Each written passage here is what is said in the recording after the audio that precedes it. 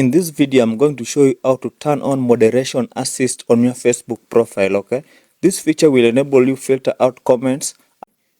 Let's get started without wasting so much time. The first thing we need to do is click on the Facebook application. Then we refresh it, okay? Then we click on our profile picture. Then we'll want to click on our profile name. Then we'll click on the three dots here. Then we'll click on turn on professional mode. Then we turn it on. Then we click next, next, next. Then confirm the settings.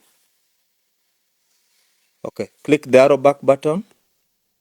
Click the arrow back button until you go back to the home page, okay? Just do this. Then refresh the Facebook profile. Click on the professional dashboard. Then scroll down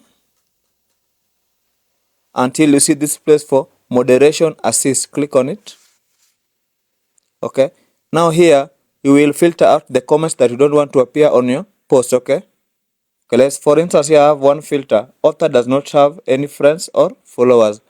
I add that one there because those are probably scammers. Then the next filter will be repeat offender. Add to moderation assist.